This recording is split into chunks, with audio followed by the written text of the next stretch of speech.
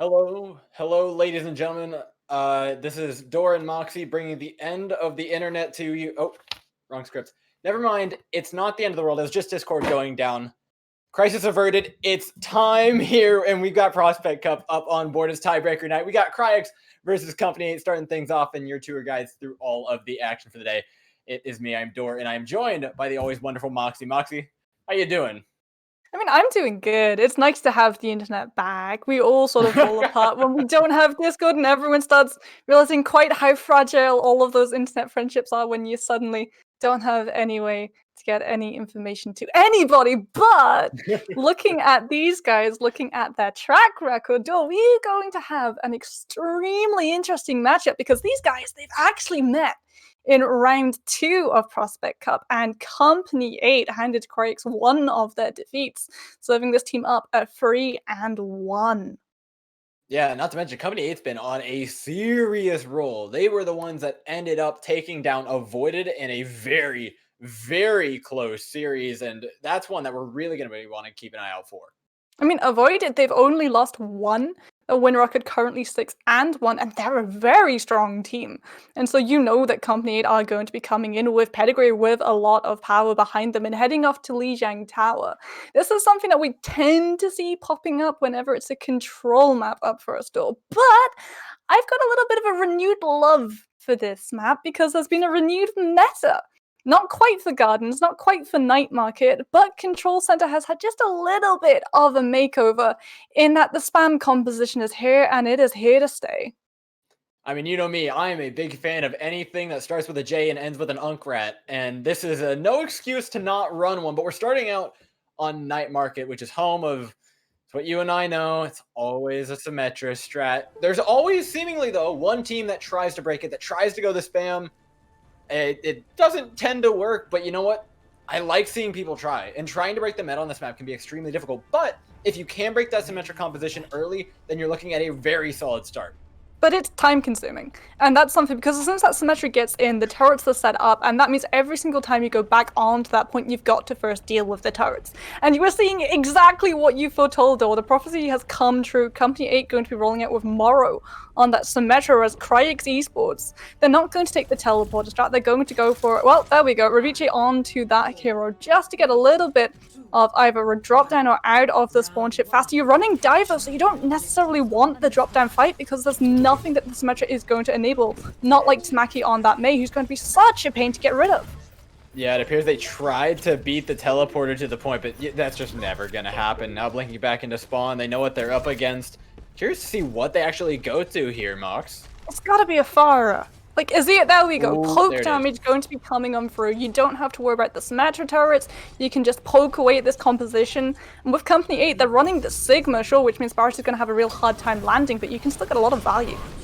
Expect a ton of brawl potential. The Reinhardt coming in as they already find the pink, though. Vega goes down, and now the Symmetra follows after. This is the fight that Kryix were looking for. This is exactly what they need to open this point, take it away early, and start gaining some serious percentage on this map.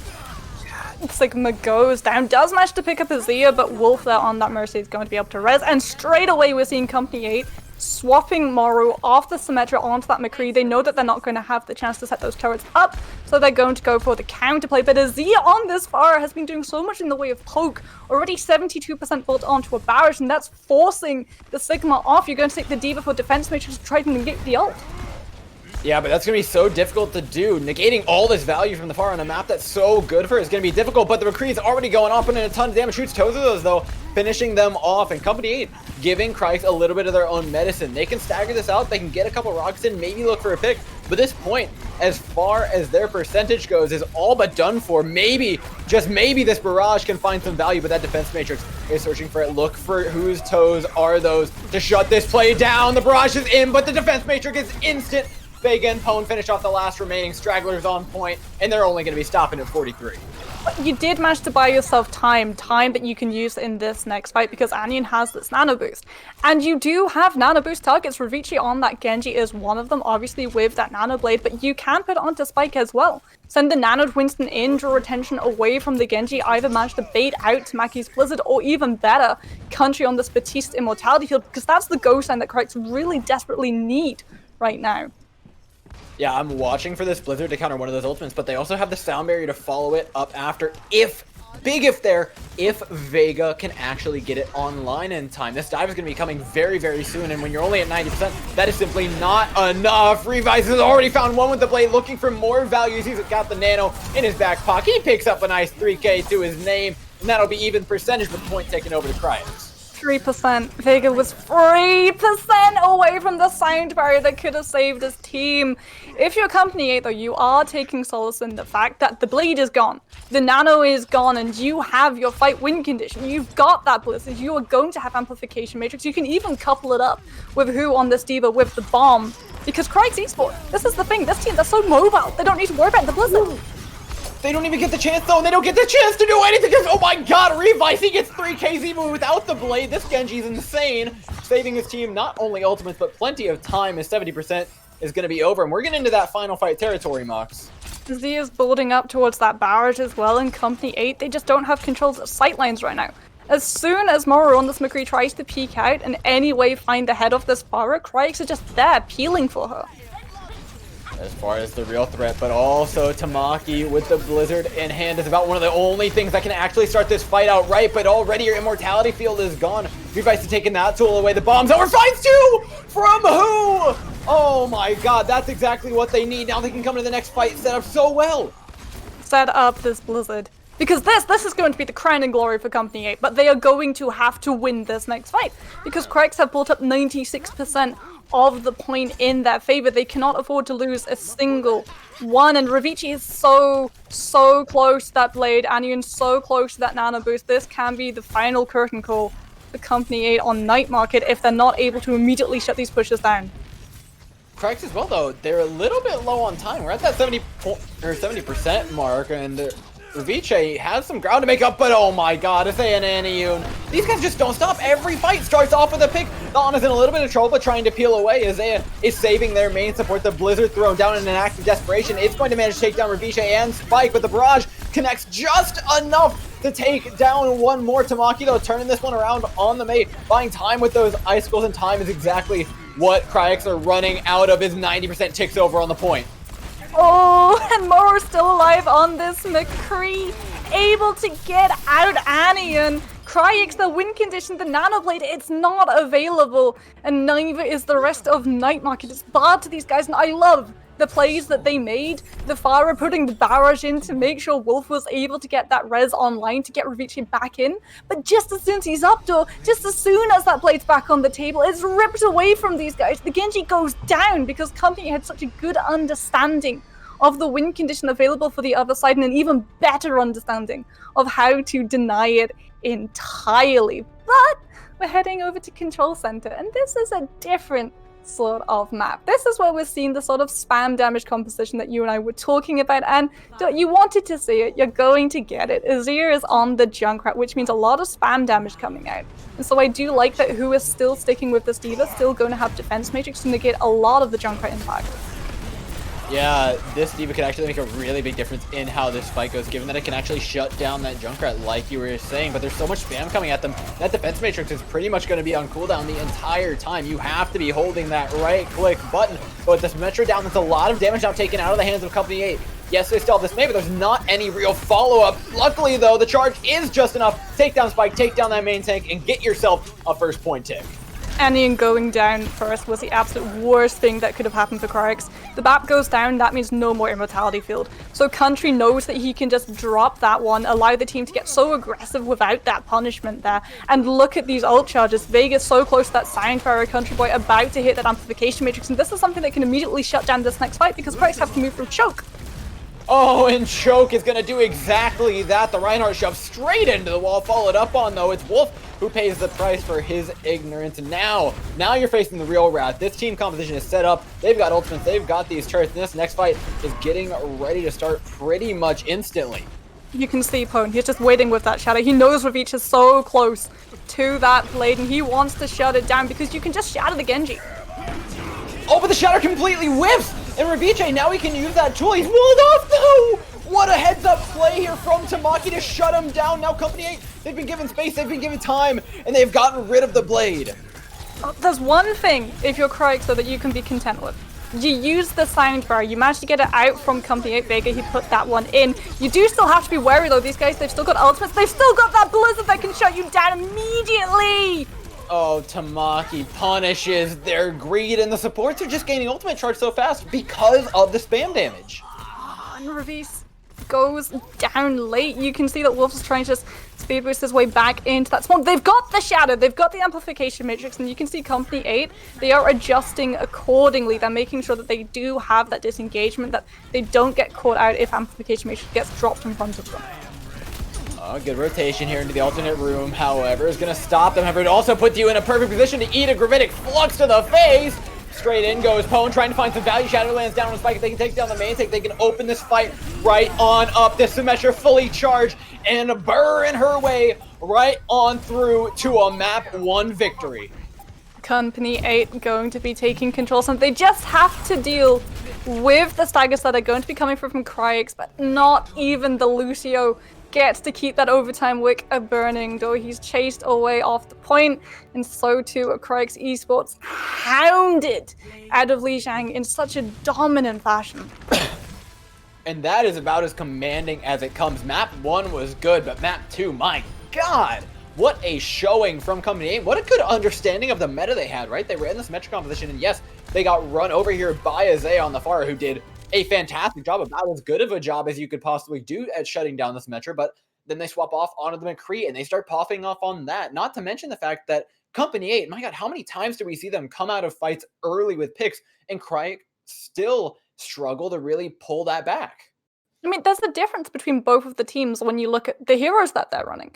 When you look at Kryix Esports' composition on Night Market especially, it was always, we need to hit Nanoblade. We need to hit these 2 ultimates that are going to come online once every maybe 3 fights or so. When you look at what Company 8 were running and you compare the ultimates, the amount that they had in their pocket that would be available in and out of these fights. You had a Blizzard, you had a Bomb, you had Shatter, you had so much that could be used to instigate and pick you up kills, amplification matrix, sound barrier.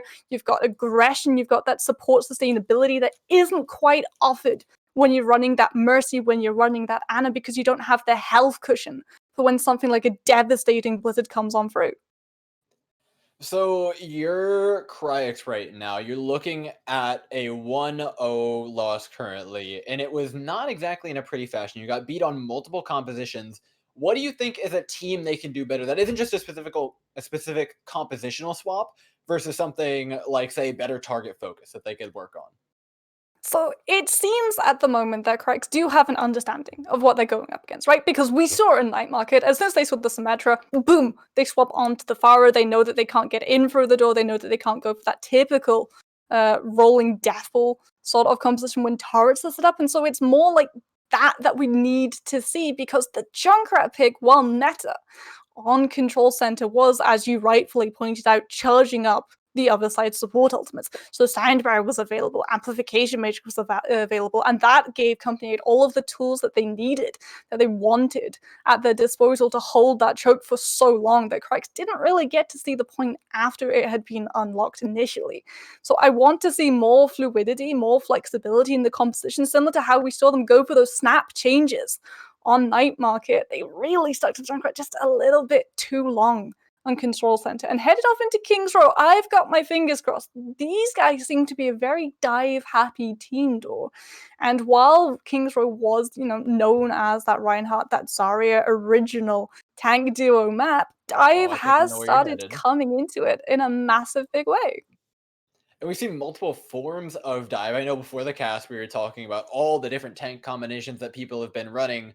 There's a bit of a curious one in the Zarya Winston that's been being run a good bit lately, and it's honestly not a bad choice for something like King's Row. The Zarya can get to that point relatively quickly. What do you think we actually see from Kryix since they want to be aggressive? What do they appear comfortable on right now? And what kind of DPS do you think they're actually going to pair with it?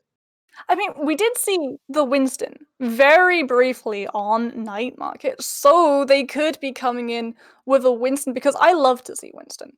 Genuinely, as soon as he jumps in, you create so much space and you go for that sort of high ground, really aggressive dive push. Because we know that the defenders, they've started leaning into splitting their defense. You've got something like a Sigma and an Ashe just spamming damage on that high ground. You set your Orisa with a Brigida up on the low ground to make sure that you don't give up a couple of ticks to try and get that drop down just right. But a Winston comes through, and all of your careful, meticulous planning goes completely out of the window when the gorilla jumps his way on through the ledge. He is such a pain to deal with as well, because he's tanky, and when you have that Zarya, when you have that bubble, he gets just a little bit of a new lease of life, a little bit more of a support lineup. So when you have something like a Lucio or an Ana, he has that chance to get back, or even a Batiste if you want to go so aggressive and you just throw a mortality field down. When it comes to DPS, we've seen the Junkrat, we've seen the Pharah, and I hope that we get to see a little bit more of the Pharah as well. Because Pharah, whether you're attacking, whether you're defending, she pulls a lot of resources away from the rest of your team, and everyone on the other side really has to focus her down. We saw that Morrow was the dedicated Pharah counter that he swapped onto that McCree as soon as they got spotted out by that one. And it means that when you have that distraction, when the attention is off your team, that's when they can properly go to work. That's when the front line can barge their way on through, and the other DPS can start picking up on the fact that no one else is really looking at them. And a DPS ignored, especially at this level, is a DPS that's finding a whole amount of value in that kill feed. Well, we've talked a good bit about some of the more interesting compositions they can run. I think it's about time that we bring up the meta composition. So the double shield with the Genji Ashe is something that we saw come to prevalence, especially during Contenders Trials. And we know these teams are especially good at it. I'm looking at one player from the Kryix roster who we're not seeing today, and that's Amazing, who usually plays Genji for them. So that option feels a little bit taken away and may force him onto that dive, but I wouldn't be surprised to see a team like Company 8 come out and play that more standard composition. Try and just take a solid map win by playing a solid team composition. But we have seen Ravitch on that Genji though, so you do perhaps not have your usual Genji pick, but you do still have a guy who was very adept. Remember, he absolutely butchered the other side when he came out with that first initial Nanoblade. Company weren't able to shut him down, so he found so much value. Now we're going to see, well, something that we haven't seen in a very long time in the Kings Row defense, though, and I adore this. Look at it. It's like we time traveled back a couple of months. Holy cow. Tamaki's sticking with the Mei. You've got the Reinhardt, the D.Va. You're going for full-on prevention composition right here. No one from the side of Kryix, not even if they're running dive, are going to be able to move, because there's just going to be so much CC in the form of that primary fire freeze, the flashbang, the shadow when it comes through, and you can't even go for the backline because you've still got that D.Va that appeal. And we've seen Tamaki's Mei a couple of times. There's one thing I'm looking for, and that is decisive plays. With this Brawl composition, when you go in, you need all 6. You need to hit that wall. The Mei is so critical to it. Mox, you know, I know more than anybody else what it's like to be in this position, and it's all down to the Mei. That first wall is going to tell us so much. The Winston in a little bit of trouble here, gets walled off, immediately takes a ton of damage, but it's Vega who's getting taken down on the back end. Pwn gets hit with a massive anti-nade. It's going to put this Reinhardt under so much pressure. Now Kryix can start to move in. Yes, you've lost your Genji, but everyone else is so low. Tamaki barely hits that shift key in time to put himself into the ice block, but Spike is coming in to clean up his team while he's at it. Oh, Company 8, they cramped themselves up. They put themselves into that hotel lobby, and that means that you don't really have anything. Yes, you're cutting off the mobility of the dive. Kryix can't intrude into that space. You don't want to when you're running a Winston, when you're running a Hammond, be put into those small cramped up side rooms. But it means that when you come for that contest, you're at such a huge disadvantage because Kryix have such a wonderful crossfire. Azir on this Echo, Ravitch on this Genji, the DPS don't know where to look. No, and they're still not going to know where to look. The one thing they do know is that they want to hold on to this choke point, but you can't when there's mines in it. Forget that. Now Company 8 on the back foot here. May just have to give up this corner. That is, if they can't take down this wrecking ball. Burns drops extremely low, and the Winston may pay this fight, turning into an all-out brawl. But it's Company 8 finding success with this brawl composition, but the second the tanks step away, Ryviche will play, finds himself a nice two-piece, and this card's gonna look to continue forward. Oh, the blade coming out as well. You lost Anion, but you're still pressing forward. You've still got this duplication. You've got the Valkyrie. If Company try to go for a very rapid sort of contest, the Vega is just getting away. His life in tatters right now. This Company are going to be holding the cards just a little bit longer because they do have cards. In fact, currently coming up, they've got a straight Royal Flush right now because you've got that Blizzard, you've got that Shatter. You don't need something to come through with the cleanup when you're facing an Ana and a Mercy. There's no Immortality field to bait out first. Well, let's see if this Royal Flush comes true or if they're just bluffing right now. The duplicate comes down over top. Kryix looking to shut it down, and they'll do exactly that, immediately taking down Pwn. Main tank now out of the way, and this is free real estate for them to move on. The dive competition working out beautifully. Spike on the Winston, pulling everybody apart like they weren't even a team to begin with. This ball composition is more like a playground scuffle, but the bomb over top manages to find the sucker punch through all of it, closes this one out, and Company 8 are barely going to manage to stabilize. Yeah, Morrow going on to that Reaper. We've seen this guy, as soon as they identify a problem, he swaps on to something to deal with it. In fact, Country Boy as well has gone over to the Moira, so when the dive comes through, you're going to have that fade. You've got that little bit extra survivability, but keep your eye on Burns. That Hammond just rolled around the side of the map, and he's got the mines to drop. He can go for this payload contest and pull so much attention away from the rest of the team, setting Ryviche up for this perfect blade to cut through everyone like butter, while Vegas still does not have that sound barrier. A lot of this comes down to the engagement. The Shatter doesn't connect onto anything, but the mines absolutely will. Straight into the backline of Company 8, who have nowhere to run their maze under a ton of duress, but Wolf falls without the Brigitte. They lose a lot of their sustain. Trading out for the Reaper, though, you lose a lot of those threats that are going to be headed the way of a Winston and the Wrecking Ball. The damage is there, so's the blade. Ryviche looking to clean up. He needs a little bit more, and that's going to be enough. Finds a second, finds a third even with the blade to gain themselves the point B. Company 8 just going to be waiting a little bit longer because now it's going to be point C, and this is where the defenders really find horrible ways, though, to make this payload stop for what feels like eternity. And when Tanaki's got a Blizzard, when Morrow's going to be coming in with a Death Blossom, you can combine these. You can try to put them in for when the dive comes on through, because it has to be when the dive comes through. You can't initiate, especially because all of Kryix are just going to be running away right now. They lose the Genji, they lose so much damage on their side. Yeah, this stagger's gonna hurt, but not too much. You talked about stalling away infinite amounts of time, and they're absolutely gonna need to do that. With 3:40 on the clock here, this next engagement from Kryix is gonna be coming at any moment, but no, it's Company 8 taking the reins and moving forward, using 2 ultimates to do it, though. That's a big investment, Mox. But Zia used duplicate! Ooh. Oh, and that is so much more painful. Because duplicate is something that you can use to just crack open this way. Oh, keep your eye on Tamaki. Oh, this May is trying to go for that sneaky play of the back Blizzard. And if Kryix Esports don't spot this out, this is going to be a failed push immediately. Oh, they push aggressively for it, though. They're touching the spawn. Selfless in the chat. Pwn, though, punishing him, showing him that strat doesn't work anymore. Whose Toes is going to fall for it, but you don't really need the Roadhog to make this push work. You need your Reinhardt alive, and Pwn's getting bullied away from his entire team. Will manage to charge back through, connect down onto the Winston, who's very low, even through Primal Rage. And Kryix, they have to give a little bit of space at this point, because Company 8, they've just walked right past him. Burns is completely separate right now. I was trying to go for a little bit of a back cap, but now you've lost your Wrecking Ball, so much damage, so much CC and crowd control. Ryviche still has this blade though, and we know Kryix, they put it in any moment that they spot a weakness and think that they can brute force their way through a fight. What did I just witness?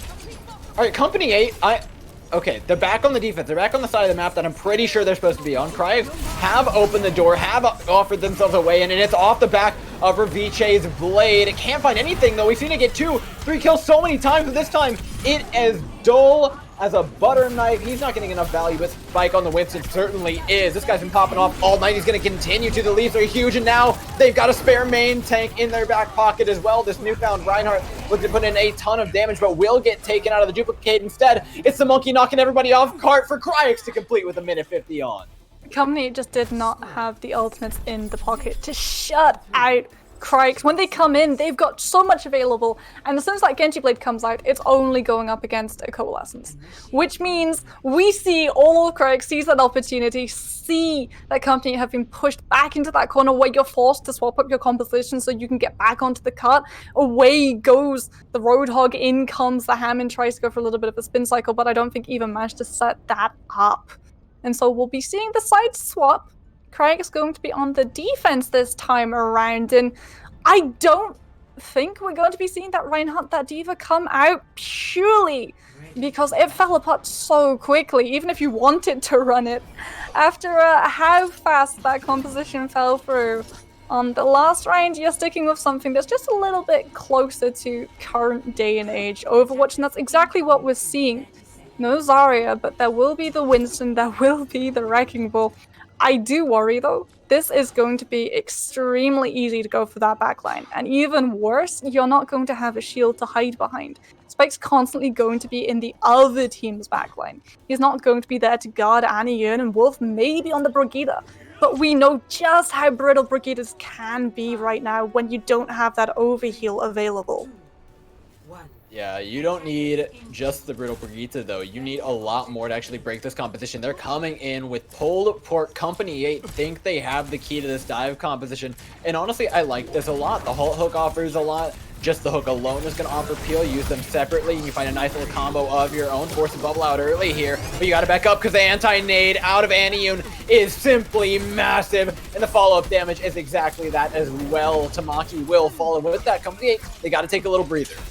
But they're coming in with the pulled pork into a team that doesn't have a Reinhardt, doesn't have a Sigma, and so if you can set this up, if you don't get antied, well then it is going to be curtains for Kryix Esports. They have to initiate and the Genji goes down first. That's the worst thing for this team right now. Oh, cannot be losing that. Not to mention Moro on the Torbjorn is going to be putting in a ton of damage onto the Winston, onto the Wrecking Ball. We know how good this can be in a dive. He's keeping the turret alive, and Pone is putting in plenty of work on the Orisa. The other side of the battlefield, we see Company 8 completely set up, and this is effectively an immovable object. All Kryix can do is buy time right now.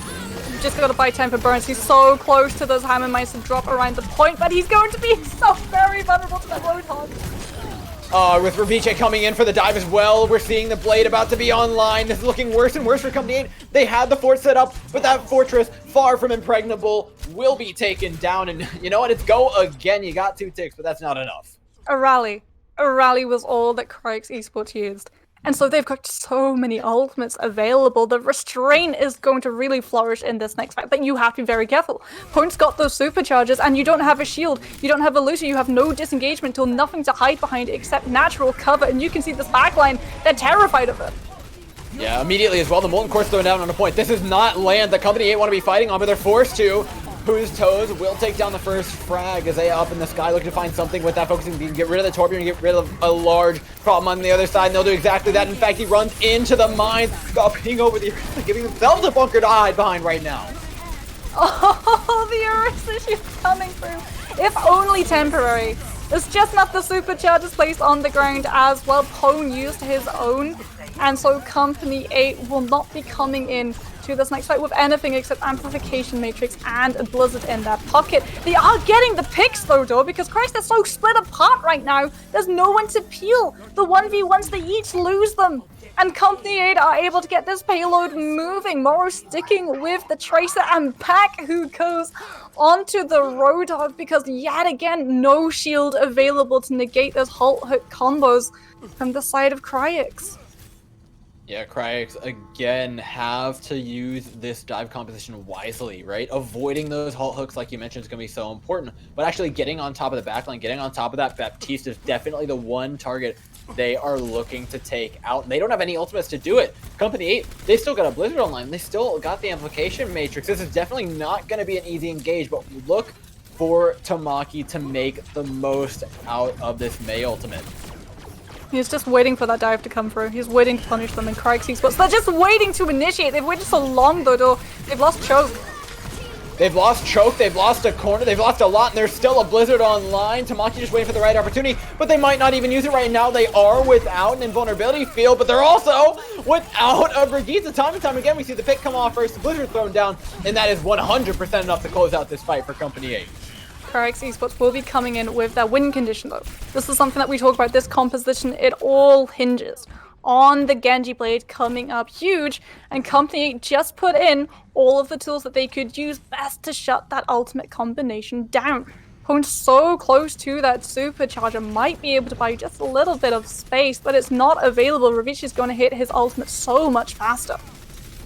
I'm really looking, though, for the Supercharger whole hog combo. That can keep this dive composition off them so effectively if they can just get it charged up. They will start out with the whole hog. The bongo bound to come down here in a moment. Ravitch can't get anywhere near the whole hog. Completely keeps him away. Beautifully done by Who's Toes. Now they can start to follow it up without the threat of DPS, without the threat of Kryix in their face. They're going to see the end of point B.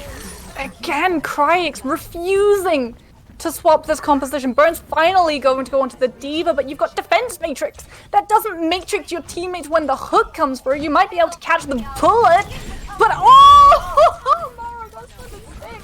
Would have been able to shut the next fight down on their own if they'd been able to get that break out of the way, but it does not happen. And now you're going to have to do this the traditional way with bullets and abilities alone.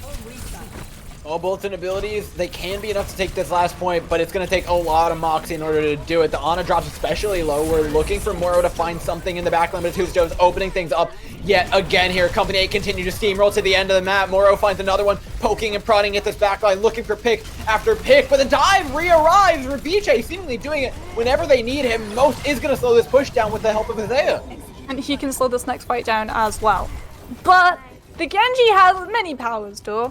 He doesn't have the ability to freeze people, and that is something that Tamaki is going to have in spades in this next engagement because you've got that Blizzard. Moro's actually onto the Widowmaker, so going to be trying to go for a little bit of an early pick. Again, taking advantage of the fact there's no shield for Anyun to hide behind, and so the Ana's going to have to be so very careful to not lose the head, because if the Ana goes down, the rest of Kryix Esports team go down as well. This is going to be an extremely tricky fight, though. Look for the Blizzard timing from Tamaki. It has to be perfect. They have to know this blade is nearly online, but if they take out the D.Va, they don't have to worry about the defense matrix anymore. Will save themselves getting out. Burns gets enough value, but cannot eat the Blizzard, but it won't catch anybody here. Company 8 don't get any value, and now the Nano Blade's online. Kryix, they can look for a re-engage, and here comes Ravitch doing what he does best. Nano Blade over slicing and dicing. Can he find one? Can he find two? No, but he will find just enough as Pone drops low. The Orisa's taken out, and Kryix stabilized yet again. Another whole hog, though. Ravitch must absolutely hate that off-tank right now. And honestly, Company are doing a very good job. They managed to bait out that Nano Blade. You're going to be coming into this next fight. Tamaki onto the Torbjorn. So you're going to have even more Genji deterrent. If you're Kryix Esports, you have ultimates, but you don't have the ability to get the first pick. You can see Moro going to have the info site looking for their heads. If you can get any person out of this engagement first, then your team is already such a huge step up in this next engage. This is almost a must-win engage. Look at those timers. We're already beneath what Kryix were able to set. This is a fight that Company 8 almost must win, but they're looking for the Ana. Moro trying to find some sort of value over top, take down one of these sports. You can open the fight, but oh my god, the sleep. That's insult to injury if I've ever seen it. The bomb burns! What's wrong with you, dude? Finds himself 4 in Kryix. Hold on to the end of the map yet again. Well, that's why double shield is meta, right? The Orisa shield, it has a cooldown. And so once you see the first shield go down, the D.Va knows it's safe, knows that you can initiate with that bomb, knows that it will be picking up people. Whereas if you have the Sigma behind the Orisa, 1 second shield cooldown, you're not going to be picking up anything. We've actually seen a swap yet again from these DPSs, Ashe and Doomfist, but that means ultimates have been reset. Ultimates that Kryix Esports are going to be hitting so much faster, and it is final fight territory. They have to win this. Need to win this now or never. The Bongos are getting value, but not getting any kills. You said they needed one to open things up, but Company 8 are struggling to even move forward at this point. Do manage to take Burns out of the mech, take the D.Va out of the equation, but Spike on the Winston being just as much of a problem as ever. There's no whole hog to stop Ravitch this time. Finds himself one, looking for a second onto the Roadhog, and that is it. Kryix take map 2 to even up the score. We saw a completely different team as soon as that D.Va gets subbed in. As soon as they've got defense matrix, as soon as they have something to hide behind. In fact, we even get to see Burns picking up play of the game with a monster of a bomb. Wait for the Orisa. Yep, there goes. Boom. There goes the rest of your team. Absolutely perfect placement of that bomb coming out from Burns on the D.Va. And D.Va is, someone that we don't really get to see that much unless you're running very specific dive composition, or something that we get to see even less on King's Row currently, with the favor being Orisa and Sigma, but it's something that I personally have missed. Yeah, and with that, we head into map 3, tied up 1-1. Ladies and gentlemen, we're going to throw it to a quick little break, but I promise you, we'll be back with more of the action between Company 8 and Kryix.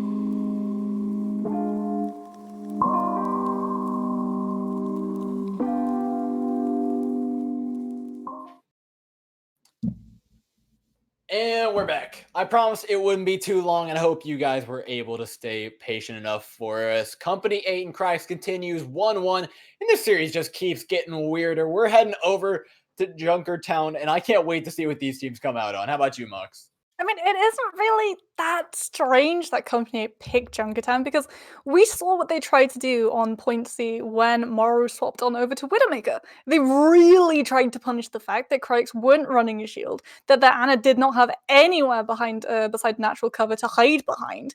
And so if Kryix make that mistake again on this map, well, you can punish it for 2 points rather than just that last little stretch of C. So it's all eyes on Morrow. Which DPS is he going to come in with? Because you can really lean into that sniper angle and go Widowmaker to get that one hit insta kill. But we've also seen him ever so slightly lean onto that Ashe. And Ashe has a lot of value all across the board. Whereas Widowmaker is only finding any sort of value when she gets that first initial pick. Ashe, even if she doesn't get that headshot, is still doing so much by way of controlling the tempo of the fight. She's got that dynamite, she's got that power to shepherd the front line of the other side wherever she pleases with the click of a button that, well, might be just a little bit slower now on that 12-second cooldown, but is still just as powerful. I mean, we're expecting a lot from somebody who we haven't really heard that much of in this series. Morrow, as much as the Widowmaker swap came through, I don't personally remember it doing all that much, and If I I'm think to nothing. ask them to carry, yeah, to ask them to carry on a map like Junkertown that's Widow-centric and or Sniper-centric is a pretty tall ask. You're not relying on the people that have been giving you value pretty much throughout the entire game, but I do think there are some things here that they can look to build on, and I think one of those is the fact that Kryix, their composition is going to work pretty well here, but you can also try to counter that because you also know what they're going to be running. I mean, Kryix, we know that they like to run dive, and dive can work for 2/3 of Junkertown. When it gets to C, that's when the dive starts to, flop and flounder and doggy paddle its way to shore, because you want to be swapping to that double shield. You don't want to be continuing that dive. There is high ground control, sure, but there isn't really that much value unless you are something like an Ashe or a Widowmaker in controlling it. Right, you're always going to be looking at that frontline fight, and if you don't have control of the low ground, then your backline has absolutely zero place to stand safely by. Yeah, not to mention the fact that this dive has been deadly time and time again. I want to highlight one player right now as the dive. Oh, they're on attack, so we don't know what's coming out from quite yet. But Spike, I want to talk about, because that Winston, my God, this guy's monkey play, pardon me, scientist, is just on another level. The amount of space he makes, not just with his primal rage, but every time he leaps, is ridiculously strong. He's splitting teams apart like it's nothing. Now we're looking at a Company 8 who has to find a way around that, who needs to be able to beat this dive, and they're trying to beat it the same exact way. Aggression. This is such an aggressive first hold. You will have Morrow on that Junkrat to get spam damage, maybe that first initial pick through, but keep your eye on Pone. This Reinhardt, he wants to just charge someone right off the map if he can, going to be holding up that shield and keeping the team nice and safe and snug behind it. But you are so close to that spawn, and Kryix are running 2 shields that you've got to get through. What this does do, though, is it forces Kryix off of the composition they wanted to play. Now you're on the Ashe, you're on the double shield, you're on the more standard thing that, while powerful, is not exactly what they're most comfortable on. Isaiah now has to find some sort of value along the side with an Ashe with some sort of a sniper for fear of getting dove by literally anything right now, and they're struggling to even get out of their spawn. I mean, it's the night market strat, though. Again, Ravitch onto that Pharah, taking advantage of the fact that there is no hit scan available for Company 8 right now. The Pharah gets free reign. And the Pharah is going to be the real problem. The thorn in the backside. Look at them up and above. The great concussion mine splits away 3 members from the team. And without the team, Tamaki will fall. Lucy and Junkrat split off into one room. The Moira and the Reinhardt on the other end of the map. All in the meanwhile, Kryix continue to progress this cart and bleed out Company 8 one at a time. One fight, and Ravitch has got that barrage built up already, but silver lining, Company took so much damage that they've got 2 support ultimates online at the same time as well, Science Barrier and Coalescence, so you can aggress in with Coalescence, buy yourself the time necessary for Tamaki on that May to hit the Blizzard. Morrow is going to go onto the hit scan that we wanted to see this guy roll on out with to try and deal with the Pharah, but the Pharah's already got an ultimate and she's just waiting to use it. Oh, and you still get one through the defense matrix. Tamaki goes down. The follow-up is there with the coalescence, like you said, the sound barrier layered on top of it. Not exactly the play that you're looking for, though. It does get Company 8 out of their own spawn. Moro now needs to find some sort of pick onto the Orisa, and that's going to seal it out. Reach off the Pharah onto the Genji. Does not want to be in the sky with no place to hide when Moro is hitting shots like that. It's all going to be down to Azir. Because the Genji can kill the Widowmaker, but you've got to get close first. And that means relying on your other DPS to give you just a little extra bit of a leg up to get into that fight. I mean, this is why this is such a good Widowmaker map, right? Getting to the Widowmaker is so difficult for the Genji. Look at out all this open space he has to cross in order to even get remote access to Moro. Moro, however, needs to make themselves worth it, needs to make this Widow pick be worth the time they've invested, be worth all that space. Kryix, they've wrapped around, they have the ultimates to spare right now. The Bob's gonna come through, forget that! He's getting picked off at range. Moro, before they can find any value, the Widowmaker is already gone. Tamaki, what can you do in the back line? Take down Isaiah, that's a good answer to taking down the Widowmaker, but the Sarissa, still a problem, still creating issues for Pone, who's finally got enough space to work with. There's nothing at the moment that's creating issue for Tamaki on this Doomfist. Because there's no CC. There's not a McCree, there's not a Brigitte, there's not even a Mei available on the side of Kryix. There is a Genji Blade though, and they're going to put it in even down members, duel. Dude, there's something wrong with Reviche, but luckily for Company 8, they've still got that Doomfist, and like you said, Tamaki is going completely unchecked right now. Anion's going to go, well, sticking with that Batiste, but Wolf is off the Mercy onto the Brigitte. One little bit of CC, that shield bash to try and shut the Doom down, but I worry it's not going to be enough. Tamaki can play around the Brigitte by not going for her at all and focusing his backs on Azir. Oh, and Azir's already found the Widowmaker again! Has Moro even been able to hit a shot this entire game? He's been shut down so many times. Company 8 now, they're pretty much just on retreat due to their tanks are down, their DPS are getting out where they can. And this card is very quickly approaching point B. Burns holding onto the Sigma Flux as well, forces Vega in that horrible position where no support wants to be, holding on to your ultimate until the other team decide to invest in theirs. This is going to be a battle of wills. This contest is going to be incredibly difficult for Company 8, but the sound barrier is there to counter the grid of foe. Like you said, the Widowmaker is gone, and Moro, why are you even on this hero anymore? He finds Wolf, though, just in the nick of time. That might just be the pick they need, but Reviche's got the blade, and it could be big. 5-2 with one slice! Oh my god, he's done it again. Can he find enough to clean him up? No! Usto's comes and ends it off. Overtime ticks down, and somehow Company 8 just barely managed to hold on to point A. Ravich was going in with the blade, and they were big, sure, but they were also dry. And that meant that you don't have that oomph behind you to pick up the team kills. Instead, you've got to be satisfied with getting 1, 2, even 3, and that's just not enough when it's in that overtime fight and you've got to deal with a Diva, and worse, a Moira, who is so close to Coalescence, being so annoying with that Fade ability, getting out, getting alive, and keeping that off-tank in the game in that overtime when you've only got tiny little bit of a blade left. That is just such a horrible place to be in. Kryix Esports, they may have had the Brig, they may have had the Batiste. I would have loved to see that nano boost coming out from these guys because we know that they're good. We know that Anion can run with that Ana, and we also know that Azir was keeping Moro on that Widowmaker in check. Your backline would not have to be constantly worrying about their heads any more than if you were running that Mercy. Yeah, we commented on Moro's Widowmaker a lot, but at the end of the day, it found the pick on Wolf. And when they needed it most, they still got the point A hold, which kind of was weird to me. I'm watching a lot of these fights, and most of them are going the way of Kryix, if not barely, but all that stagger time, all those little bits like holding close and such, bought Company 8 a ton of time. Now you're attacking into basically no space, and I love seeing Tamaki back on this Doomfist. Oh, I don't love what Kryix Esports are running right now. This is dive. This is dive on defense on Junkertown, and you are yet again not going to have a shield, yet again trying to keep your backline safe, but you don't have that peel, you don't have that Diva, no defense matrix to shield your Ana from Moro's wrath on this Widowmaker.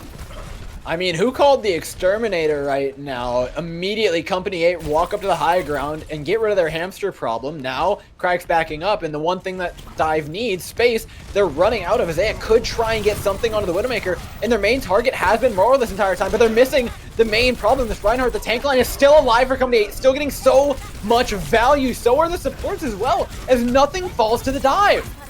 Dive is a flash of inspiration. You need something to happen almost immediately as soon as it comes through. Otherwise, you just don't have anything in the tank against that shield, against that D.Va with defense matrix. And you can see that struggling Spike goes down.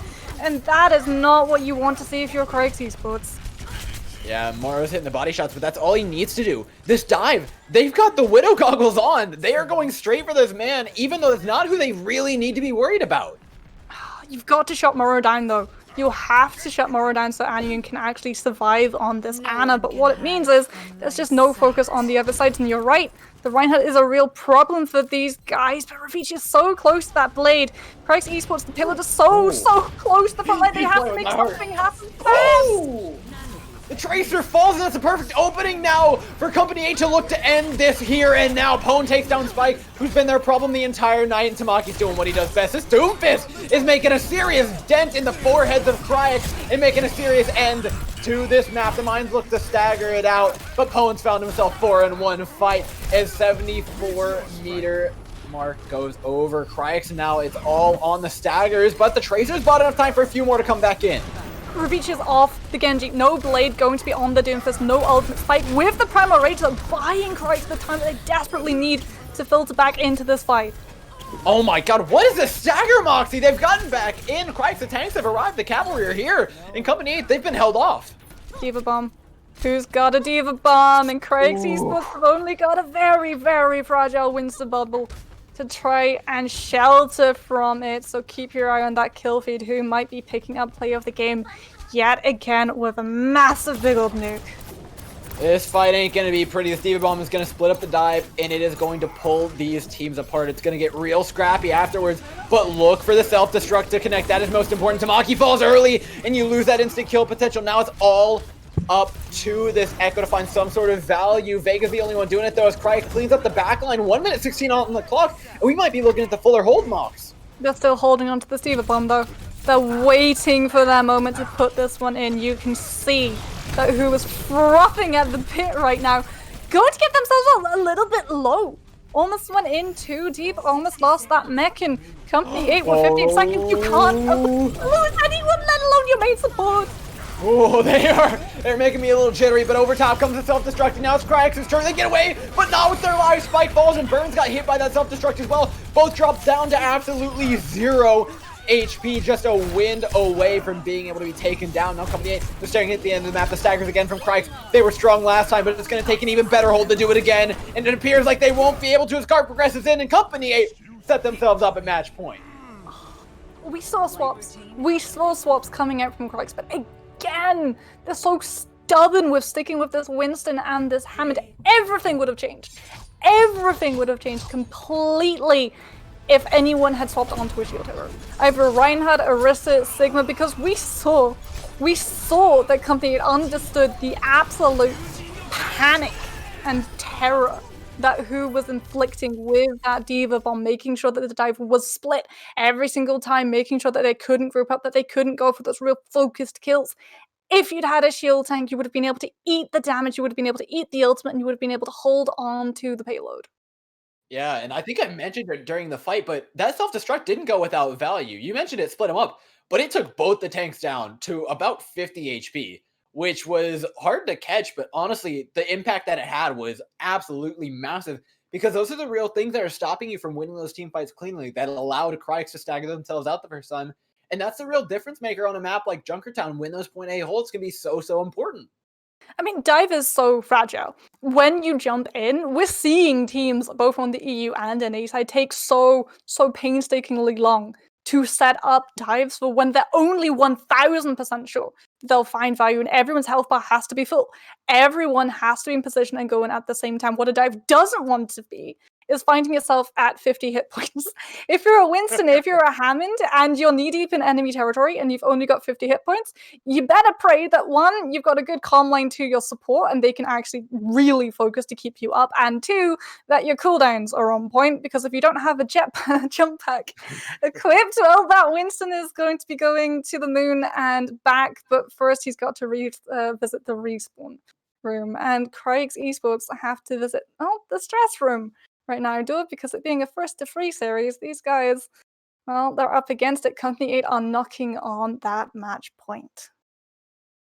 And Company 8, they're knocking, and they are knocking very hard. I've got to say, Kryix, their dive has looked incredible. Spike has really impressed me on the Winston. Ravije has been fantastic on the Genji Blade, but there's one problem that you run into when you're a team that specializes in one composition, and that is the late game. You get 1, 2, 3, 4 maps into a series. That's when people start figuring you out, especially these incredibly strong teams. Company 8 is nothing to scoff at. They will adapt over the course of the series. And if you continue to bash your head into them with the same composition, I don't see things changing. They need a change of pace. They need something to mix this up. No, we saw that was the big difference between these teams on Junkertown, right? As soon as the Widowmaker sort of gets identified, the dive does go for her, but it's only the Widowmaker. There's no swap coming through. There's no sort of contest when they're defending. And then on the other hand, you've got Company 8. And what do? As soon as they see that there's no CC available, they get a free pass for Doomfist. And Doomfist is exactly what they do. They can't collect on that DPS. And you and I, we both talked about it. That Doomfist did so much because there was just nothing in his way. There was absolutely no obstacle, no form of CC that was slowing him down. And so Kryix going forward, they need to have that adaptability. They need to see that while dive can be extremely strong, it's only extremely strong in certain pushes, right? It doesn't have those assurances that you have when you're running that double shield. It's meta for a reason. It finds a whole amount of value, whereas dive is those flashes of inspiration, and the flash has to immediately catch, otherwise the flame putters immediately out. Well, the last thing Kryix can be doing right now is puttering out. They've got to pull it back another 2 maps in order to win it, but Company 8, they're sitting at game point, ladies and gents. We're going to send it to a quick little break before we head into the next map.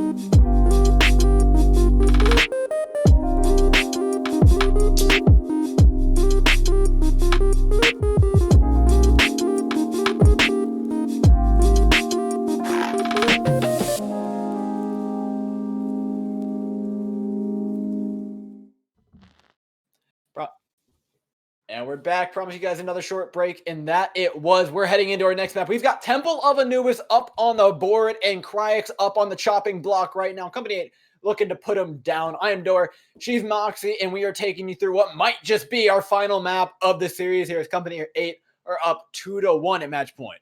Well, none of Kryix esports have anything to say about it, because remember, Dor, after losing Junkertown, they get to pick the map. And Temple of Anubis, something that we discussed in a very short break while we had it, was that this is by far one of the more friendly dive-friendly assault maps. And so, Kryix esports, we know these guys, they very stubbornly stick with that dive. Dive can work beautifully on point A of Anubis. I'm extremely worried about that point B push, though. It can be very, very difficult to navigate, to manage to actually organize a proper dive push onto point B, purely because of the way it's set up. You've got to go through side room, and that means that you take so much spam damage from the defenders, and you can't go main road, because you just get spotted out and sent back to spawn within seconds. Yeah, I think this is a fantastic map pick from Kryix. Not only does it enable the dive, but it also enables what they were running earlier on when it was Control Center.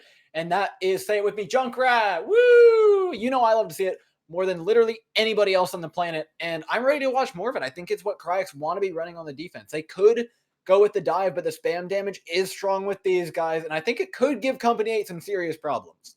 I mean, I hope that we get to see the Junkrat on the defense. I've got my fingers crossed, because it's going to eat up so much time. Even if it doesn't get the pick, the spam damage where you're sort of picking your feet off the road, trying not to step on all of those explosives, it really does burn off a lot of time on the clock, and it forces the attacking side into a really awkward position. You've got options. Do you A, just try to speed boost onto that point and try and force the defenders away from the high ground that they're so favoring, or do you B, take the safer approach but take a lot more spam damage and risk being caught out in your rotations and being split apart if you lose a member? It is so hard to get them back if you try and go for that side room approach. And even if you manage to get out side room safely, the Junkrat, he's already got a tire built up and ready to put straight into your face when you show it. The one thing I'm looking for, though, out of Kryix now, I want to see that Diva. It needs to be big. You're coming in dive on one of the strongest maps to run spam on one of the strongest maps to run the Widowmaker or the Ash, or look for the Dynamites, look for the anti-nades up against the dive on. The defense matrix has to be on point. And I mean that. That is going to be so critical to actually allowing Spike to do what they want to do, as well as Reviche coming in and actually being able to farm up a blade within a reasonable amount of time. I mean, I don't think either of us doubt that Kryix, they're looking to run the dive here, but there definitely is some execution things that are going to be especially important here on Temple of Anubis that they haven't really had to focus on the other maps. I mean, one of the big things for me is that backline.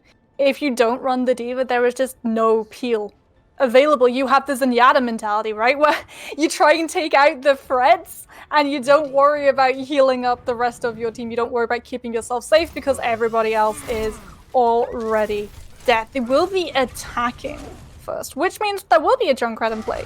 There will hopefully be a Diva in play, otherwise you are going to be eating all of the spam damage that we talked about, especially because Vega has done what support means love to do, and that's enable DPS who are going to be annoying, DPS who are just going to be spamming explosives all the way through these chokes. And if you're Kryix Esports and you are not ready to protect Anion with those defense matrices, you are going to be without a main support for a lot of these fights. What are you up to, Moro? Been running a hit scan. He's got his lineup already. He needs to get out of there relatively soon. He's got the trap all set up, but this could be a nice little fake, right? You walk through the right room, but you've got the trap set up in the left. You know, look one way, give him the snake eyes on the other. But Moro, who's been playing the hit scan, is now over on the projectile, which I think is very notable. Granted, it's not the hardest thing to just throw the spam damage into the choke, but it definitely is a specialized tool, one that he's using beautifully to take down Wolf and start this fight up. The dive comes in from the other side, but it's without any form of sustain, and with that, Moro's going to continue to rip through these health bars. Oh, that's gotta have been a miscommunication, surely. Wolf going to be off the Brigida immediately onto the Mercy. But again, you're faced with this problem. You're a backline that's running into a Batiste. They are always going to have Immortality Field, 25-second cooldown that can deny every single little thing that you've worked your so hard to build up into with all of these fights. Nano can be huge. Reviche's Nano Blade can be absolutely massive. It's what these guys are going to be relying to win in the fight. But you've got to get an Immortality Field out of the way first. Coming in with a dive again here, but it looks a lot better than last time. You've already lost Isaiah, though, to the merciless minds of Moro. Finds himself another one, not to mention completely damage boosted up by Vega. This Junkrat is a force of nature. I want to see a Pharah coming out, honestly. If you're going to stick Wolf on this Mercy, and we know that they can run a good Mercy, Pharah Mercy. And, well, we know that Burns is going to get staggered out as well. This is the danger when you run the Diva! More time burn off the clock, no ultimates available for Kryix, and yet more available for Company 8. Vega going to be coming into that Valkyrie.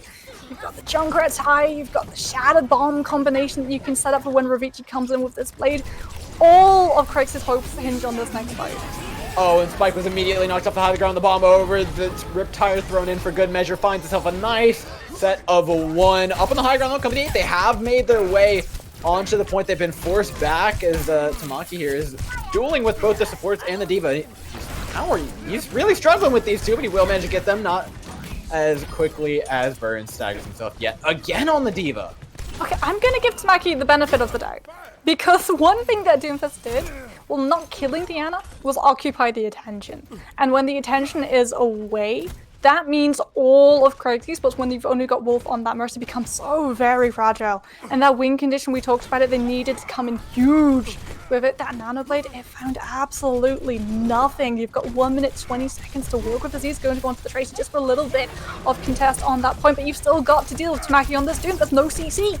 Oh, this poor Ana. Oh, I love that from Burns. Body blocks.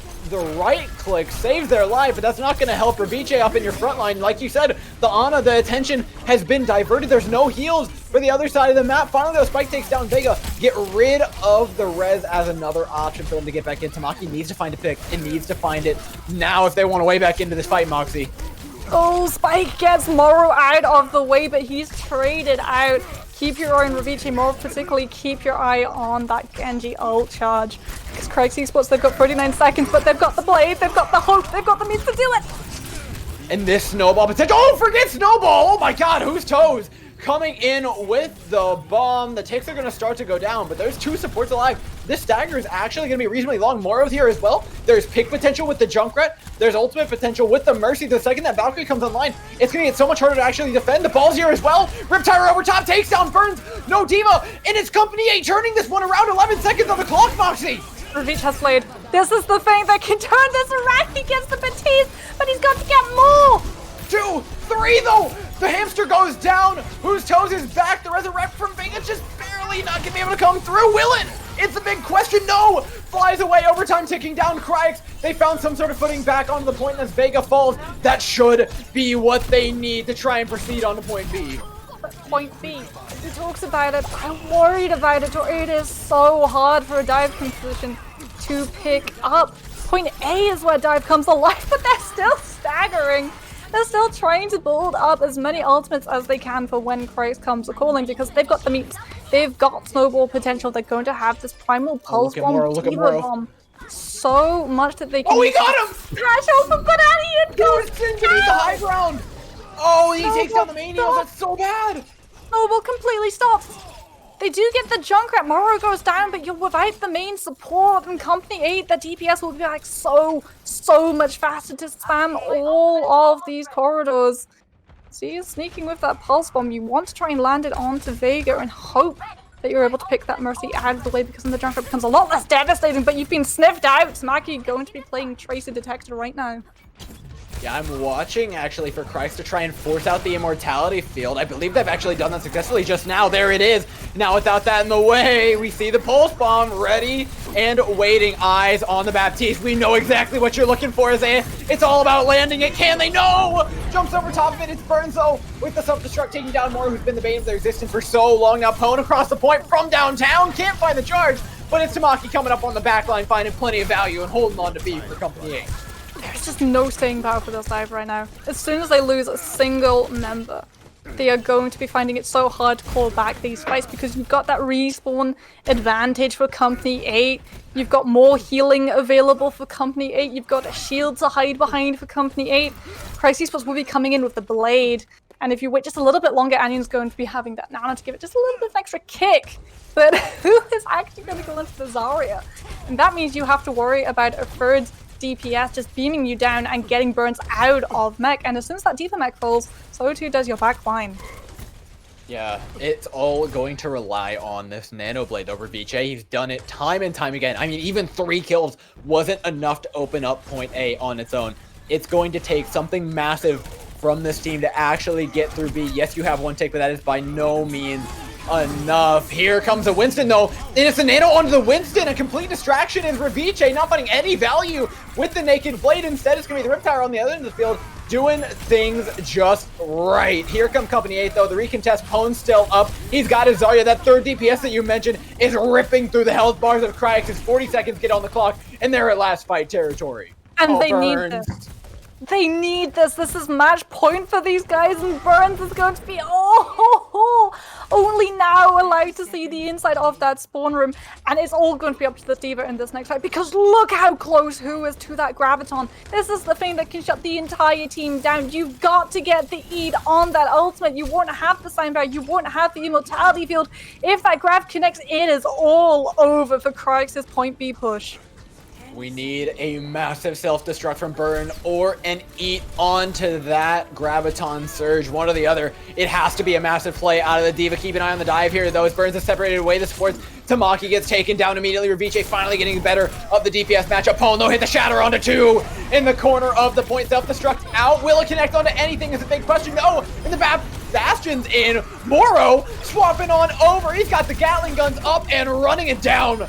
Goes the D.Va. Burns falls, overtime ticks away, and Kryix don't even get to see 2 ticks on point B. They're contesting, but they've got to deal with this Bastion. Moro being the bane of their existence. Rally comes back, but that is just not going to be enough damage. It's Nano might just do it! Oh, Raviche finds one, looking for a second spike with the Primal Rage. They've got the ultimates coming on his hands, nearing that pulse bomb. Overtime's ticking down, but so are the hopes and dreams of Company 8. Tamaki needs to find something massive on this Doomfist, and Bastion is still alive, though an amplification matrix is turning him into a weapon of mass destruction on the corner of the point. Tamaki as well, bumping and prodding everybody around, not letting them get anywhere near his robotic fellow. Overtime ticking down. Company 8 restabilize in a reverse of what happened on point A. Kryix do not reach the end. Oh, that swap onto the Bastion. That is... Oh, we're seeing it more and more. Where everyone just sort of goes, oh, okay, you're fighting our front line, you're completely distracted away from the sidelines. We'll either put a Widowmaker or a Bastion or even a Tourbillon in, and we'll just get value because no one's looking at us. And that's exactly what happens. The Bastion comes in, no one on the side of Kryix. We're ready for it until it pops up on the kill feed. We weren't ready for it!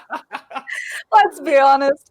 And so Kryix Esports, it all comes down to this. If they want to continue in Prospect Cup, if they want to have a chance at going for this tiebreaker victory, they've first got to beat Company 8 away from picking up anything on point B, 60.7%, and that is going to be so fragile because we know as soon as you get that point A tick percentage, you have ultimates to work with. You have that chance to come in for that immediate snowball value where the defenders just can't recover from. And oh, if they stick with this, then it means that they are going to have so much time to work with. If Moro's going to go on to the Symmetra, then you can just use it for a little bit of an initial teleporter. Try and grab the high ground and then swap onto that hit scan that we've both been predicting this guy to be coming out on that Widowmaker, that Ashe. It's going to be very fragile against the dive, but you're going to get so much value from how it's going to force Burns not to play with the Winston, but to play with the Ana to keep us safe.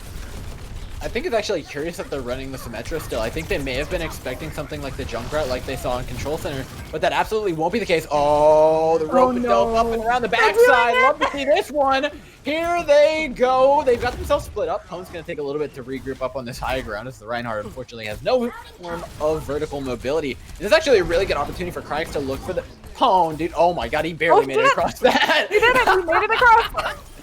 All right, now he's finally got the space to swing onto these tanks. They've set themselves up, and they're going to start racking up the percentage. Forget that. No, they're just sitting real comfy cozy on the side of the point here, not doing much of anything. So Kryix are happy to let them sit there. Now those Company 8 starts to pressure. The Doomfist comes in. Tamaki doing a beautiful job of peeling away. Spike sets them down to half HP, but more importantly, takes away a lot of those cooldowns. The D.Va now not able to contest, and the tick will slowly begin coming over here. And Kryix, this is a grind for them. They have to survive for so long, so many of these dives, but they finally take down Spike, and that's the key they may need. Raviche, though, with the blade comes in, gets one, falls afterwards. Tamaki opening things up. Wolf still alive, though, and Burns on the D.Va. It's the last remaining hope alongside Isaiah to find enough damage to end this one. The blade was enough. The blade was the decoy play. It got one pick, but then the Genji immediately falls. It's done enough, though. It's done its job. It split all of Company 8. We already saw that the abilities, the utilities that you need to shut everyone on the rest of Kryix Esports down had been burned, trying to put the Genji shenanigans to a halt. And Company 8 are seen off the point. They will get a tick, but a tick is all they will pick, and Azee with this duplication is looking to shut them down again. And expect this nanoed Winston to come in just a moment. Aniyun has it online. It could be what they need to seal it out. Isaiah, though, looking to do as much as they can with the duplicated Reinhardt Primal Rage thrown in, and you're in a small room. That's not where you want to be with the big monkey, my friend. Company 8 are getting a little bit of their own medicine here as 2 minutes ticks down on the clock. It doesn't feel like they're going to be seeing the end of point A right now. Kryix doing such a good job as well as keeping a hold of ultimates, because these are something that you need to do. You're going to get a stagger onto Tamaki, which is huge, but even bigger is the fact that you've got a D.Va bomb. And so while opponent is on that, Reinhardt is going to have that shield. You do have to remember, if you're Company 8, you want to keep a hold of that immortality field, right? So the Batiste has to be very careful about his position, because Ravitch, if he sees that go down early, he's just going to be waiting with that blade and wait. Oh, there's nothing waiting about this blade, Moxie. He finds 2 and he is more than eager to use it, end that fight early, and very efficiently, might I add, just using the Nano Blade to take it. Oh, and who put in the D.Va bomb? A bomb comes out, but it's from the attacking side, and now 1 ultimate less for Company 8 to try and crack this attack open. 1 minute, 7 seconds on the clock. Mora's going to go on for the Junkrat. Takes advantage of the fact that Brent's just a little bit aggressive there, and is able to take the D.Va away. If you're Company 8, you've got such a huge opening right now. There is nothing keeping that backline safe. This guy's got higher accuracy with those mines than he did on Widowmaker, and I'm not sure if that's a compliment or not, but I like seeing the Junkrat is what I'm saying. Now it's an amplification matrix that gets all the scarier. Immortality field though used out early. Moro going over top, aerial bombing, incoming. Revice and Spike though find themselves a nice set of 2 to close out their end of the fight. They've got a foothold in here. It just relies on them finding some sort of kill because they don't have the supports to back them up anymore. Well, if you're Kryix, you're against it in numbers, you will have ultimates, you've just got to turn the other cheek, I'm afraid, and set up on point B. Opponent's only got a shadow to work with, right? So Company 8 don't have that snowball potential that was available for Kryix. And Kryix, they're in control of the ultimates, they're in control of the tempo with all of these fights. That's going to change drastically though, for when the Zarya Graviton comes online. Yeah, I'm looking for the Space Jam combo to try and end things, but 50% is a lot to ask out of who to try to open this one up. However, the fight comes in. Tamaki, the big question is, will he burn that Meteor Strike before the ultimate comes out? Duplicates out from Kryix. You know what, Company 8, they're just trying to disengage. I love this choice from them. Punish Wolf for getting way too aggressive. Now the Meteor Strike gets aggressive into their backline, looking for Aniyun around the pillar, takes him down. The Ana no longer available, and now they have the Graviton for follow-up, Moxie. No immortality field available for Kryix either. 60.7% is all the Company 8 need, and they've got the Graviton, they've got the means to do it. Ravitch has to come in huge. Oh, Pone's cleaning up though alongside Tamaki. This dynamic duo has been doing it all night, trying to clean things up. You just have to find a couple more kills. If Reinhardt, my god, what's wrong with them? Looking more like a DPS in the kill feed right now. Echo trying to find some sort of touch, but the point's gonna begin to tick over. Ravitch's coming in with a blade. Aniyun has the nano. 60% nearly ticked over, but here comes that critical ultimate. The punch misses! And now the Nano Blade is free, but can he reach anybody? No! Nothing found by Ravitch. He's been doing it all series, but comes up losses whenever they need him most. Burns out, cleans up to mocking up, pick potential gone. The Reinhardt out of the way, 140 on the clock. In Company 8, this push has been dispelled. They've lost Vega. Company 8 just need to reset as quickly as possible. And oh, Kryix, they're not going to allow that. You can see Burns chasing, trying to get a stagger pick. Spike as well, going to be throwing themselves into the churner. Throwing themselves a little bit too far though. You've charged up Bahu, who is so close to yet another Graviton. That's not what I wanted to see out of here, Hammond, my friend. You throw the bomb over top. That's helpless desperation from Kryix, trying to hold on to this one. Now you eat a Graviton. It catches absolutely everybody. Now meant to be put into the meat grinder of Reinhardt, and Doomfist Destruction can't take down Tamaki. Solo, finally. There he goes. Ravitch will fall in trade, though, and Company 8, they're being forced back. They're through those doors. 50 seconds, and it's last fight territory, Moxie. It was a gamble to make that fight last and be as scrappy as it was, but it's a gamble that falls in Kryix Esports' favor. And now Ravitch, he's got the blade, and he's going to have the nano, and you've got the luxury of setting it all up. You just have to get the backline out of the way. First, Sanctuary, Immortality Field. Those are two things that can immediately snuff out any value your ultimates want to get. All about not getting picked apart as well by the dive. Look at Ravitch. He's got another nano blade. How would this guy have one every fight? He's looking to put in the devastation. He was held back in the last fight, but absolutely not in this one. Immortality Field, nothing can stand in this man's way when he's got Slash and Dash online, making a little bit of sashimi out of Company 8 here. Reinhardt dropped low. Kryix looking to hold on for one more map. They're going all the way. Map 5. Country Boy's going to swap over to Moira, but it's not enough. And Company 8, they lose Anubis. Kryix able to pull through in the final hour, and it all came down to that Genji play. Anian and Ravici did such a stellar job of putting those ultimates immediately back onto the table. You can see, we'll get to see it all in its glory as the blade comes out and just slices and dices, doing what a Genji loves. I mean, we talked about Amazing playing for Kryix, but I feel like Kryix are just hogging all the good Genjis right now, because, I mean, Ravici, what is it? 17k damage? Yeah, 30% of his entire team's damage. Remember, it's new Genji. And if you think about the composition he was running into, there wasn't really shutdown there. There wasn't CC, there wasn't anything that would immediately remove the Genji out of the picture. It was rather to delay the problem. You've got the sound bar, so the kills when Blade comes through are delayed. You've got the immortality field for when the Genji comes through. The kills are likewise delayed. That doesn't stop him from doing such a monstrous amount of damage. Well, it may have been enough to get that map. And that was a nail biter if there has ever been one. But you've got to do it again. And I think that's the problem. That's because they've only been able to do it on their map picks. It was the second and the fourth map. The ones where they got to choose where it goes. Now Company 8, they're taking it over to Nepal. Yes, it's a control map. Yes, Company 8 won the previous control map, but there were a few options. Why do you think they choose here? Okay, so you're praying. You are hoping that Village comes up on the cards first. Because we know what these guys like to run. We've seen that may come out from Tamaki, and we also know that Kryix Esports haven't really found a way of particularly dealing with it well. You can run dive on certain parts of Nepal, sure, but as soon as Village comes through, the point's got a ceiling. And your dive, the value it can find, gets cut in half immediately if you don't win that first fight, because every single time you go through, you're limiting your mobility. You're limiting your D.Va, you're limiting your Winston, the ability for them to be able to get in and out safely. And that means that everyone on the team is going to suffer. Now, I'm looking at some of the history here of these two teams, right? And we talked earlier about how Company 8 were the only team that were able to match Avoided and take them down, giving them their only loss. We know going further that, yeah, they're likely to be the team and one of the only ones that can take down Avoided. Kryix lost 3-0 to Avoided. This is a team that has a lot to prove, especially if they continue on, right? They're staring down at, I believe, Regen on the other side of the bracket if they end up winning this match, which is a whole other barrel of monkeys, but undefeated, Regen's you've got to think about further on. You've got to think about what matches are to come. You're playing undefeated teams. You're playing teams that were only beaten by Company 8 and the teams that you got stomped by before. It's going to take some really serious improvement, but that's all that we've seen from Kryix right now.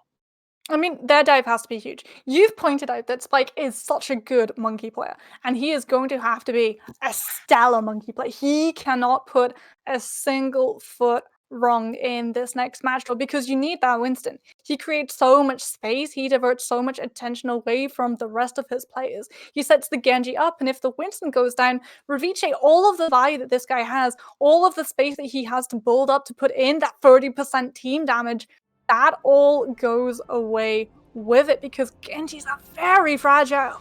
And again and again and again, we've not seen a Batiste coming out from those spawn doors of Kryx's side, which means you don't have that comfortability, right, that a Batiste offers with Immortality Field that really lets a dive flourish.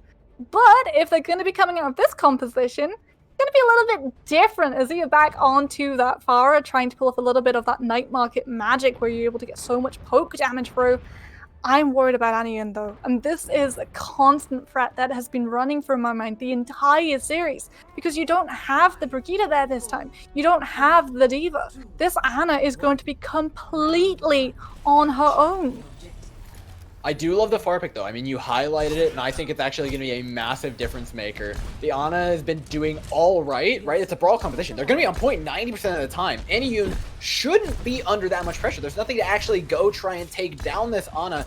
In fact, it's Azay who's going to be controlling a lot of the pace of this game. Company 8's only job right now is to just not die. I mean, they're sticking with the Symmetra as well, so as soon as the dive tries to get onto this point, there's going to be primary fire CC, there's going to be slowing turrets, all of them ability will just be gone. I'm looking at the health bars as well. They're getting very, very low, but Company 8 will manage to take over the point now. This is where the Symmetra begins to wreak havoc. Is the Moira taken down? Yes!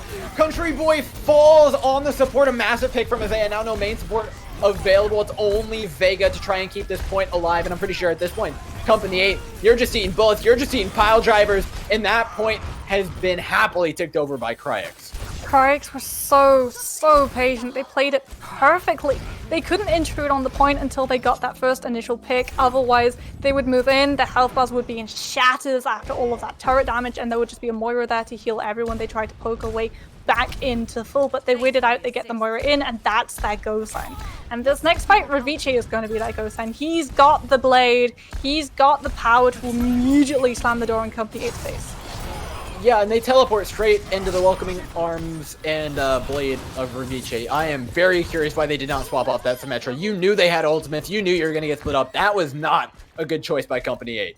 They wanted to keep the Symmetra because you were so close to that wall. And Azir is so close to that barrage, has it up now, that you wanted to have some form of, you know, assurance that you would might maybe be able to get them out. Moro going to be going onto the McCree, the hits cam, so 24/7 assurance that you have that chance to get Azir out of the way. And that's something you're going to have to deal with because this barrage is ready. It's locked and loaded. And you can see that waiting for an opportunity to use that. Who is going to be looking for the defense matrix again, though? Moro's fallen. There's nothing to contest. Isaiah in the skies right now lines up the barrage and finds Tamaki. It may have only been one, may have been two who make that, but it is more than enough for Kryix to hold on. And this is on the map that we said that Company 8 wanted Moxie. Yeah, well, we also said that they needed to win that first fight. And that first fight was something that they lost. Because if you'd won that first fight, you would have been able to stick with the mate, you would have been able to stick with Symmetra. And we saw how long it took Kryix to actually put together a push to try and contest that. But because you lost that first fight, you've lost control of the point, you don't have those environmentals that allow you to set the mate up, to set the Symmetra up. Instead, you're forced to swap your composition, or forced to reset your ultimates, and hope when you're heading into final fight territory that you're able to Oh, what an anti! Lands down on a 3 here, opening up the fight beautifully. Aniyun's already done a ton of damage. Pono does manage to get healed up. And Tamaki again just playing this Doom Fist effectively like a peel machine for his backline. That's going to allow Moro just enough space to take down the far Mercy in one swift movement. Company 8 take their point back over. And now you can set Moro up to make the play. Because Kryix, they're sticking with Burns on this Hammond. You're so close to mines, you do. You just want to get onto that point. You're so close to getting this point back into your favor and walking away with Village. You can set the Hammond up, you can have him roll in, he locks up the point, and then you send Ravitche and Azir in, one at either sides. And Company 8 won't have anywhere to run because they've got the Moira. No Batiste, no Immortality Field. Vega on that Brigitte means no sound barrier as well. Very, very fragile. They've hard to give him the space. Oh, the anti-nade again! Country Boy is so low! This Moira has next to no HP. The bomb from who connects again, though. Ravitche pops the blade. Doesn't get that much value with it. But the point, like you said, those mines command so much presence. Overtime begins to tick down in Company 8. They have to figure it out. If they're looking to stop things right here, right now. Does get taken down by who's, though? Kryix, though, they're making this one anything but certain for Company 8. They're coming in trying to get any sort of value. Pono manages to find one, but that's not going to be enough. Kryix, on the map that we said they were least likely to do it, are showing us wrong. And now, if you're Company 8, you're really hoping that Sanctum shows up in these next cards, because you need double shield, right? You need to have that little bit of an environmental kill hanging over the dive's head as that threat, so when the Hammond comes through, when the Winston comes through, you've got the ability. Oh, well, there we go. Company 8 going to be extremely happy because you can play your double shield composition, or you can go for something that they're currently teasing right now. Try and beat fire with fire. Tamaki going to be going onto the Pharah. This is something that we haven't seen from him all day. And Kryix, we thought maybe they would try to go for the shutdown route, maybe drop a Tourbillon onto Company 8's doorstep, but it won't be. It will be Ravitche on that Genji, Azir on the Echo, and Azir is going to have such a hard time even doing anything. Joel, because you're going to be contested both by that Pharah and also by Moro, who's gone on to the Soldier. If this isn't the board flipped, I don't know what is. Kryix are trying to be beaten at their own game. Company 8 have offered up everything they might need to try and beat them in the 1v1, but already this soldier going to work. The Helix connects out of the air as Zia will fall. Revice has spent a long time wrapping himself around, and he better make himself worth it afterwards. Find some form of damage onto the Ana. Burns rolls through, manages to finish off that main support. Now it's just about finding the other. Mercy, the only thing keeping this Company 8 team alive, but Revice gets way too big for his britches, gets taken down, and you doing a little something off the side of the point, though, and it's Portal Combat here, winning the day for Kryix. Oh, Vega tried to go for the res and gets punished for it. The Mercy alone would just not be enough healing. Try and keep everyone alive. Kryix able to secure that first tick percentage. And now, if you're Tamaki, this Pharah becomes extremely hard to pull off. Because you don't have the sight, you don't have that original hiding range. You've got to pop your head up first. And that means Azia gets chance at first blood. And Azia has been the main difference maker right now. The sticky bombs have been straight up deadly. Company 8 are coming in. They have nothing in the tank, no form of ultimates.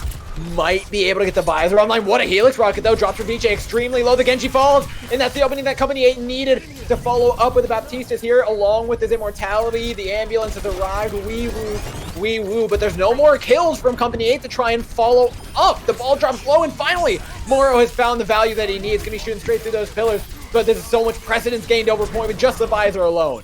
They couldn't contest it. They're not running that Diva. They don't have the defense matrix to eat the majority of it away for the rest of the team's sake.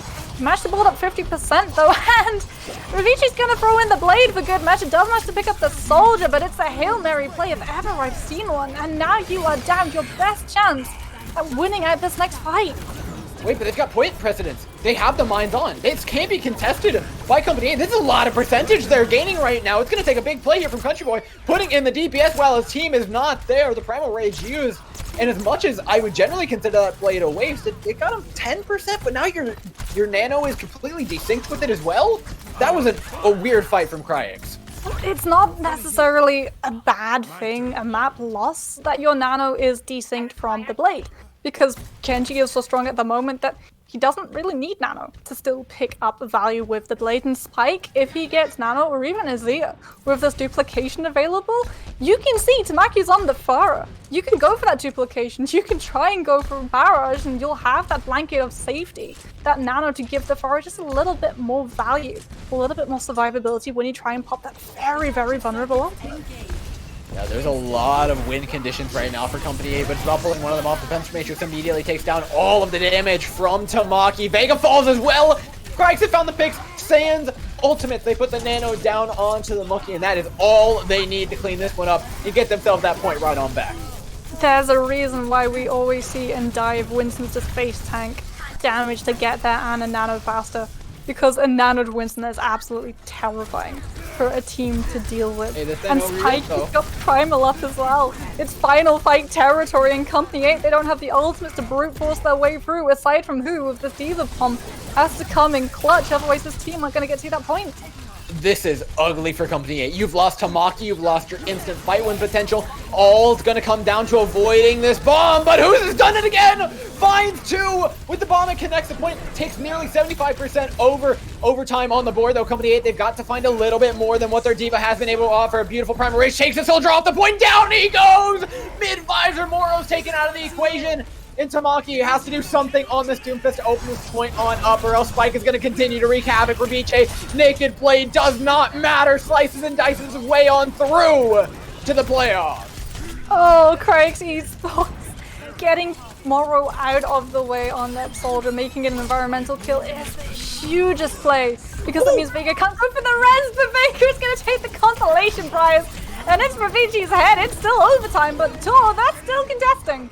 What the hell is going on right now, Moxie? Kryix are all over the place, but his players rapidly dying on the side of Company 8, showing exactly why they are here on the side. The tanks come in from Kryix, but it's a consistent focus and damage from Kryix that have been able to edge it out every single time. Burns on this Diva. We've seen him all night looking to clean up this point. Overtime ticks down in the blink of an eye, and Kryix send themselves on after a ridiculous series.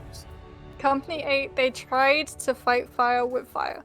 They tried to go for that mirror dive, and I would much rather have seen them go the route of stopping it. CC, if that Winston comes jumping and that's the thing that's sending your backlane to absolutely lose it, put a McCree in, put a flashbang in, put even a Reaper in. We've seen Morrow, he swaps through the DPS roles. He goes through all of the rosters to try and deal with whatever Kryix put into them. We got to see him on the Reaper on King's Row.